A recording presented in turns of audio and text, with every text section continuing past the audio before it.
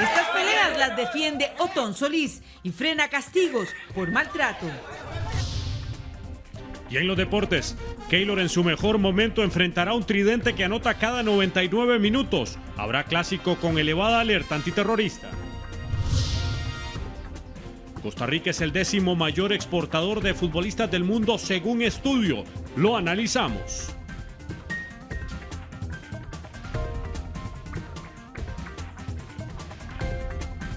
Hola, buenas noches, muchas gracias por acompañarnos. Un gusto estar con ustedes. Iniciamos. El conductor de un tráiler estuvo hora y media atrapado en la cabina luego de volcar el pesado camión cuando transitaba hacia Puerto Limón. La víctima sufrió lesiones graves en sus piernas.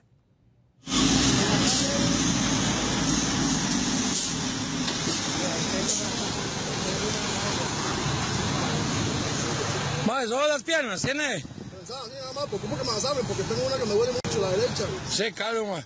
Ponemos un toquecitico que vengan los bomberos, ma, para que... Un poquito de agua. ¿Ah? Como vas a componerlo con un poquito de agua. Ma, no tengo agua, He pensado con una pierna más, que tengo pensada. Bueno, bendito Cristo, la estás contando, pa. Poco después de las 12:45 de la tarde, el conductor de un furgón perdió el control de su vehículo y carga cuando transitaba por el kilómetro 33 de la carretera hacia Guapiles. En una de las curvas se salió de la vía produciéndose un aparatoso volconazo.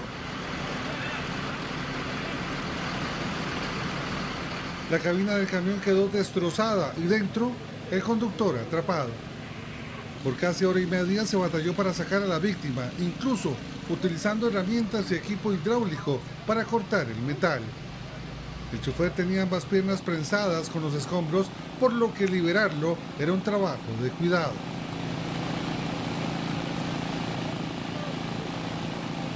Una vez fuera se confirmó que tenía serias lesiones en sus piernas, por lo que lo trasladaron al Hospital Calderón Guardia. El pesado camión transportaba 20 toneladas de resina y su destino era Moín de Limón.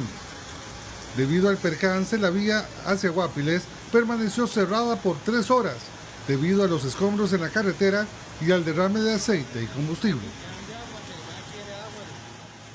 Una falla mecánica provocó un choque de frente entre 2 tráilers, esto en Upala. Uno de los camiones pesados se quedó sin frenos y chocó contra el otro en un puente Bailey. Del impacto, los 2 tráilers se incendiaron. Los conductores resultaron con heridas leves.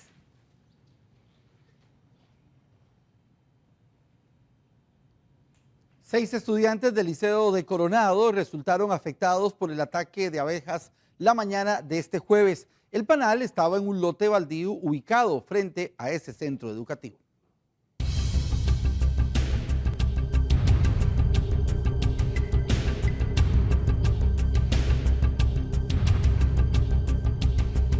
A las 10:20 de la mañana, varios alumnos del Liceo de Coronado alertaron sobre la presencia de abejas cerca del centro educativo.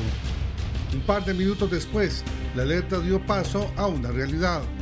Cientos de abejas comenzaron a atacar principalmente a estudiantes quienes ingresaban al liceo. Se procedió a la evacuación inmediata del centro educativo y también a trasladar a los estudiantes a lugares más seguros. Sin embargo, 6 de ellos recibieron el ataque directo de decenas de insectos, provocándoles reacciones alérgicas. Cuando nosotros llegamos, definitivamente había unas personas que estaban pidiendo ser valoradas dentro de una habitación, una casa de habitación. Se valora una señora aproximadamente con unas 60 picaduras a nivel de rostro y extremidades superiores. Es valorada inicialmente por personal de la Cruz Roja y posteriormente por personal técnico paramédico de bomberos. Ella es trasladada a la clínica Coronado en una condición estable y posteriormente se valoran a 6 estudiantes. De ellos, uno presentaba un cuadro de vómito y problemas respiratorios y otro se traslada para valoración con unas 15 picaduras aproximadamente. Temor y desconcierto se apoderó de estudiantes, docentes y personal administrativo. En el momento de la crisis, gracias a Dios supimos manejar bien el asunto y se procedió de inmediato a retirar a los estudiantes, a llamar a algunos hogares de estudiantes, porque acá tenemos 2 centros educativos, el del área de académica y el del área de educación especial, y hay niños con silla de ruedas, niños con bastones, muletas, y entonces obviamente esos chicos había que llamar a los padres de familia para que se presentaran. La emergencia se dio por controlada hora y media después. Se confirmó el traslado de 6 estudiantes y una mujer adulta, vecina del lugar. Todos serían valorados, pero por fortuna estaban fuera de peligro.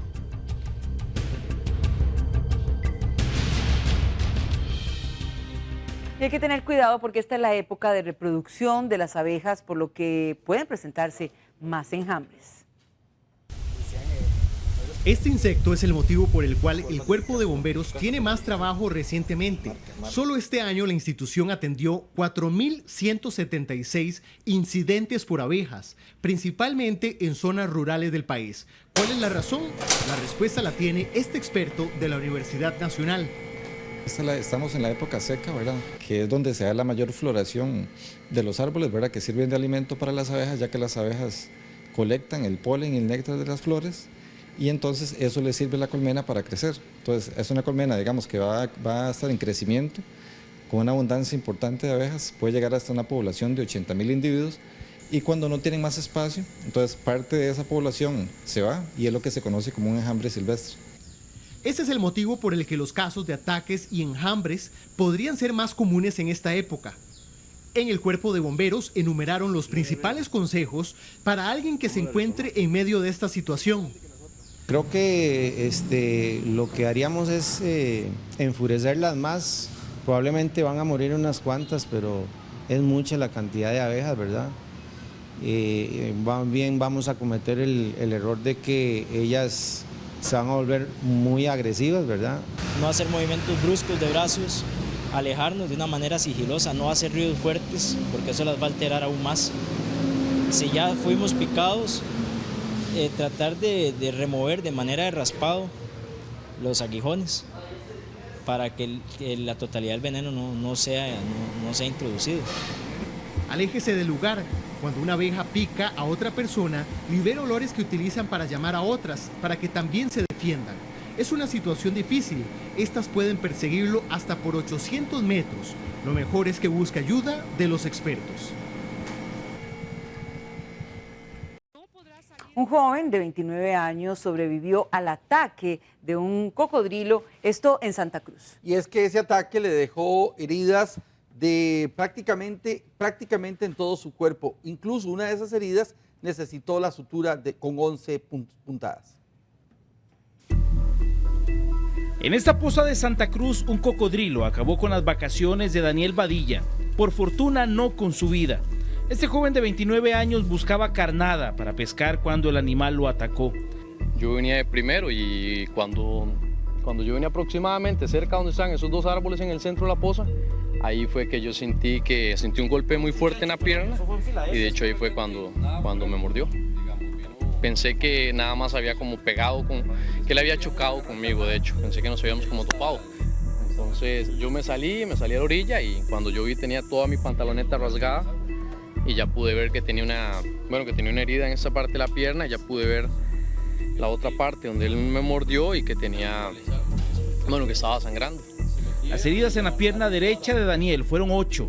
Una de ellas necesitó 11 puntadas de sutura. Conforme la mandíbula, mientras va bajando, él rasgó mi pierna y aquí fue donde él terminó, pero fue como toparlo de frente, creo yo. En ese momento no se vio el animal, después sí lo logran observar. Sí, exactamente, después de que yo salí del agua y le dije a ellos que tenían que llevarme a coser, de hecho, por las heridas. En ese momento él comenzó como a intentar salir de la poza y él anduvo de un lado al otro, donde todos mis amigos y mis primos, de hecho, salieron corriendo. ¿Grande el animal?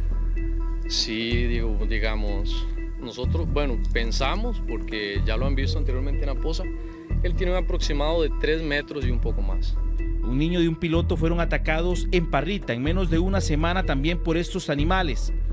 Al menos en Cañas hay un refugio que mantiene 100 cocodrilos y a cada uno le colocan un microchip. En promedio, cada año solo en Guanacaste se reportan de 3 a 4 ataques de estos animales. 212.000 millones de colones saldrán a la calle desde este viernes como parte del pago del Fondo de Capitalización Laboral para quienes cumplen 5 años en el mismo trabajo. Las operadoras tienen 15 días de plazo para cumplir con las solicitudes. Desde este viernes, muchos trabajadores recibirán dinero extra. Las operadoras de pensiones comenzarán con los pagos del Fondo de Capitalización Laboral. Lo recibirán primero quienes cumplieron 5 años con el mismo patrono e hicieron la solicitud del FCL antes del 18 de marzo.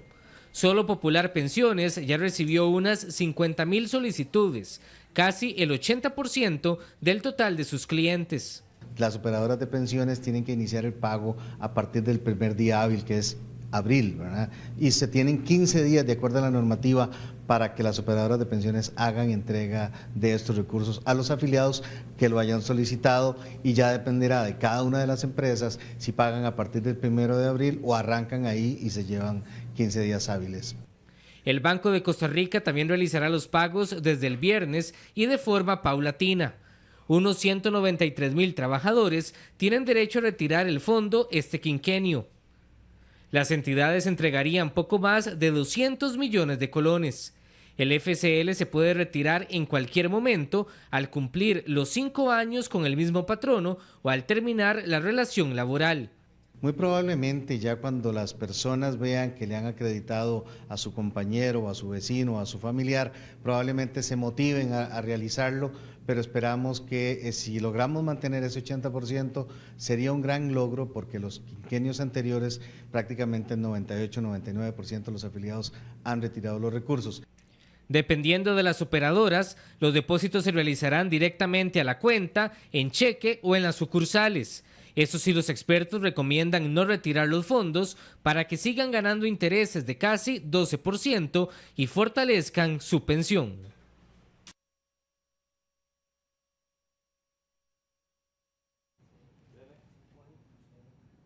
La policía pide precaución por el pago de estos dineros a partir de mañana. Unos 3,000 oficiales van a reforzar la seguridad en bancos y también comercios y paradas de autobuses. Cuidado en cajeros, la calle y dentro de los bancos. Con el pago del FCL a partir de este viernes, la fuerza pública pide precaución. Cerca de 200,000 millones de colones estarán en cuentas bancarias y los bolsillos de los trabajadores. Que no retiren todo el dinero de una vez, que no exhiban el dinero, ¿verdad? Que los bolsos los resguarden de una manera adecuada, que traten de usar hasta donde sea posible pues, la tarjeta o otra forma de pago, ¿verdad? Pero que no saquen tanto dinero en efectivo para no ser víctimas de robos o asaltos. Dentro de los bancos también hay que ser precavidos para evitar marcajes. Es importante no andar divulgando lo que se va a hacer con este dinero, ¿verdad? Ni cuánto es lo que va a recibir, porque hay personas que se le colocan a la par a la gente solo para escuchar la información que están dando y para buscar sus principales víctimas para cometer el hecho. Como sucede con el aguinaldo o el salario escolar, unos 3,000 oficiales reforzarán la seguridad y vigilancia en puntos estratégicos. Acciones operativas dirigidas al comercio, a las entidades financieras, a las paradas de buses, con el fin de dar acompañamiento en la entrega de este fondo de capitalización laboral. Las policías municipales, como la de San José, también estarán vigilantes. Reiteramos, la madrugada de este viernes comenzará el depósito del Fondo de Capitalización Laboral a aquellos que hicieron la solicitud en las operadoras de pensiones. Cerca de 193,000 trabajadores tienen este derecho al cumplir en marzo 5 años de laborar para el mismo patrono.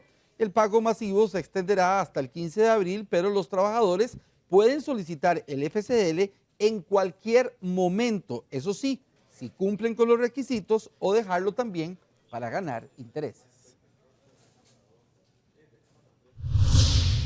Bueno, recordemos que el Fondo de Capitalización Laboral es un derecho que tiene cada trabajador. Recordemos que se compone del 3% del salario promedio que él tiene. Lo importante para el trabajador es que siempre, no únicamente ahora que estamos hablando de quinquenio masivo, que el trabajador siempre revise su estado de cuenta. Así que sepa que todos los meses le llega su cotización. En 4 años, un taxista se ganó 47 millones de colones por trasladar empleados de Recope, 47 millones de colones. Y es que la convención colectiva de esta entidad permite que 591 trabajadores puedan ser trasladados de su casa al trabajo y viceversa. Yo a mi trabajo me voy caminando. Motocicleta, caminando. Anteriormente trabajaba en Alajuela, entonces tenía que agarrar 2 buses. Todos buscamos la manera de trasladarnos al trabajo, pero en Recope, algunos de sus empleados no tienen que preocuparse por eso. 591 trabajadores tienen servicio de transporte y en ellos, Recope ha gastado más de 873 millones de colones en los últimos 4 años. La denuncia sobre el gasto en este beneficio la presentó el diputado Mario Redondo. En una institución como Recope que sigue tomándole el pelo a los costarricenses con gastos innumerables, porque esto es eso más oresco y a otras cosas, y que todo lo pagamos con el precio de los combustibles, sea en nuestros vehículos, sea en autobús, sea en taxi, en donde sea, taxis que no nos pagan ni autobuses que nos paga nadie, sino que nosotros tenemos que pagarlos. La refinadora da el beneficio del transporte a 217 trabajadores del plantel del Alto de Ochomogo, 136 empleados de la garita en Alajuela. También tienen este servicio. En Barranca, en Punta Arenas, 53 personas también tienen transporte. Recope paga sus viajes de la casa al trabajo y viceversa.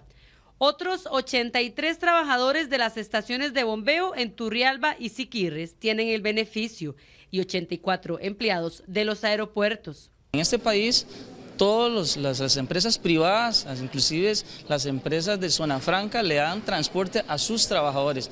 Lo que duele es que un legislador de este país, que debe legislar para todas y todos los trabajadores de este país, se enfoque solo contra un grupo de trabajadores como los trabajadores de Recope.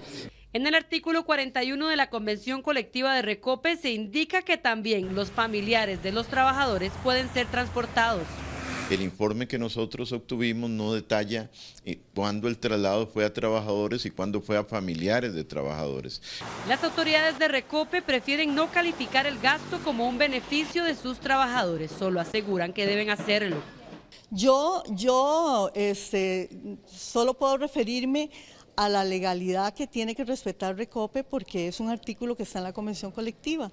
Y también es importante que un servicio de transporte también, hay muchas instituciones y empresas públicas y privadas que lo suministran. Es un descaro, obviamente es un robo más de los que hay en el país. Como una misma argolla, ¿me entiende? Que es un beneficio para ellos. Es un beneficio que tienen ellos que no sé hasta qué punto se lo merecen.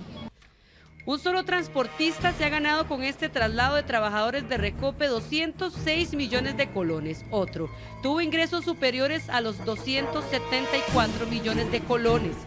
2 taxistas se unen a la lista de contratados. Uno de ellos se ha ganado 14 millones de colones en 4 años y otro más de 47 millones de colones. Las contrataciones se hacen al amparo de la ley de contratación administrativa y están avaladas por los entes competentes. Es que no se vale que en este país tengamos trabajadores de primera, segunda, tercera y quinta categoría. Esto además es una bofetada para mucha gente que se mata trabajando. Mire, yo veo gente muy humilde que hace hasta lo imposible por ganarse el arroz y los frijoles, mientras otros tienen la tajada grande del pastel. En Recope reconocen que el gasto debe reducirse y por eso aseguran que es parte de los artículos que se están renegociando con los sindicatos. Precisamente este jueves el sindicato de Recope defendió ante los magistrados de la Sala Cuarta la necesidad de no solo mantener sus beneficios, sino que estos costos se incluyan en las tarifas de los combustibles. Sí, esos que pagamos usted y yo. La ARECEP se opone a esta idea. Todos dieron sus posiciones, sindicatos y autoridades. Defendieron frente a los magistrados de la Sala Cuarta sus ideas. El sindicato de Recope denuncia a la ARECEP por excluir de las tarifas de los combustibles los gastos de la convención colectiva, mientras que la entidad reguladora mantiene que los usuarios no tienen por qué pagar estos beneficios. En ningún momento ha dicho que no hay que cumplir con las convenciones colectivas. Arecep lo que ha dicho es que no se puede reconocer esos costos que son exagerados en las convenciones colectivas. Si la Sala Constitucional dijera que eso hay que reconocerlo, podríamos estar dando un paso atrás, porque en este caso lo único que estamos haciendo es no reconociendo gastos que no se ha podido demostrar que sean necesarios para prestar el servicio público. Ahora será la Sala Cuarta la que defina si los gastos de la convención colectiva de Recope deben financiarse o no vía tarifa de combustibles.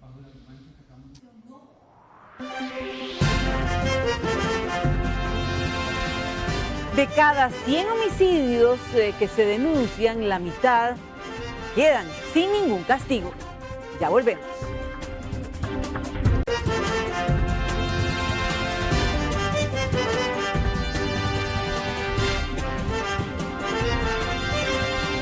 Gracias por su compañía. Son datos alarmantes. 53 de cada 100 homicidios que se denuncian ante los tribunales de justicia quedan sin ningún castigo. Familiares de personas asesinadas levantan la voz y piden a las autoridades que hagan bien su trabajo.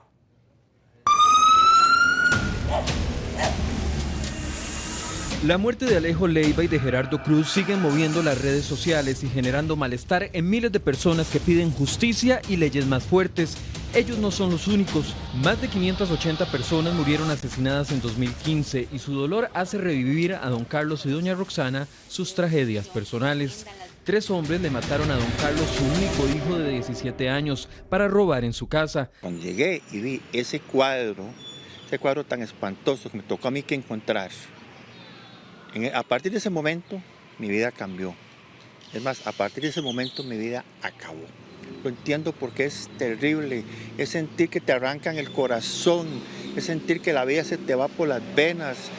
Y a doña Roxana perdió su hermana asesinada afuera de su hogar y exhibida en redes sociales. En el caso de mi hermana son 3 hijos llorando una madre, o sea, hay una ruptura en la familia, hay muchos sentimientos encontrados y que muchas veces no sabes cómo manejar dolor, ira, resentimiento, venganza, que a veces también eso es normal, es parte del ser humano. Según ellos, Alejo y Gerardo son 2 ejemplos vistosos de las cientos de víctimas ocultas de la violencia creciente en el país. Para ellos, la responsabilidad está en la impunidad que generan los tribunales de justicia.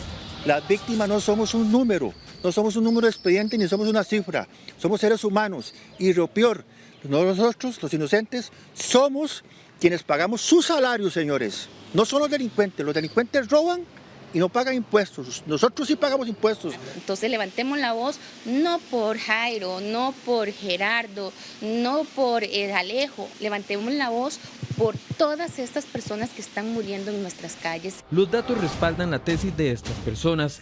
53 de cada 100 homicidios que se denuncian ante los tribunales de justicia quedan sin ningún castigo. O hacen más cárceles o hacen más morgues.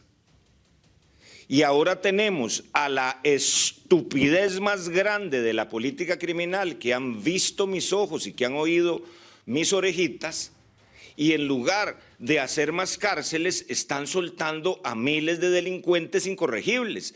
Es más, la gente que está libre o que está de fuga son miles, si son 2.000 son pocos, que la Corte no ha sido capaz de capturar.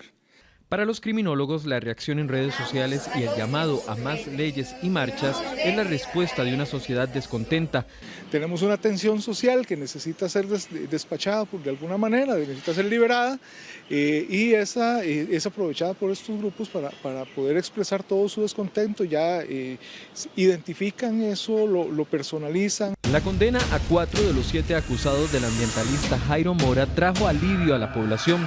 Así se reflejó también en redes sociales, esta vez de satisfacción por una justicia que muchos interpretaron como un gane propio.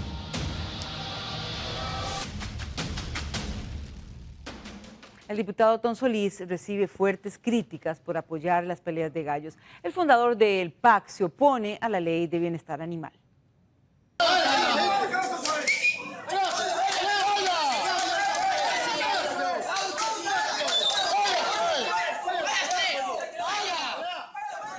Esas son necesidades de la vida rural que aquí en la ciudad no se entienden.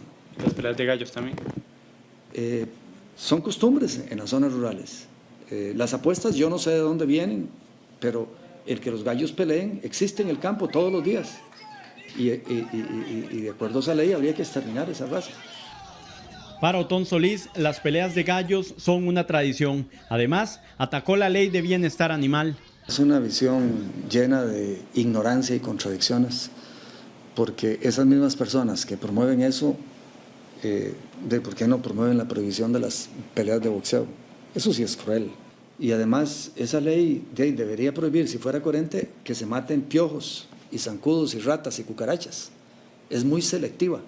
Pareciera que solo las personas que chinean perritos peluditos blancos en ciudad son los que quieren los animales. Sus polémicas declaraciones generaron críticas en el plenario y de grupos de defensa animal. Y yo he visto un montón de gallos, de peleas de gallos, y me dolería que se exterminara esa raza, porque es como exterminar cualquiera de las especies que existen en el planeta. ¿Cómo puede tener una posición tan irracional? El circo romano fue tradición en la época de Roma, cuando era imperio. Igualmente hay un montón de cosas que se han ido eliminando. Pero esa es la vida que tenemos nosotros, esa es la vida que existe en el campo. De verdad que en este tema yo esperaba mucho más de usted. Muchas gracias, señor presidente. Coincido en un 100% de lo que usted hoy ha dicho, don Otón. Solís dio estas declaraciones tras reunirse esta semana con los galleros. El plan de bienestar animal hace fila en el plenario para su votación.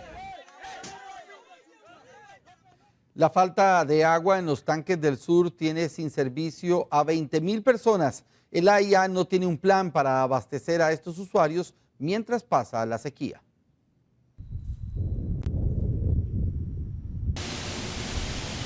Así lucen los tanques del sur en la planta del AIA en Barrio Cuba.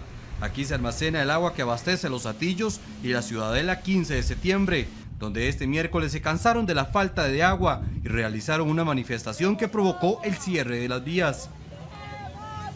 ¡Queremos agua! ¡Queremos agua! ¡Queremos agua!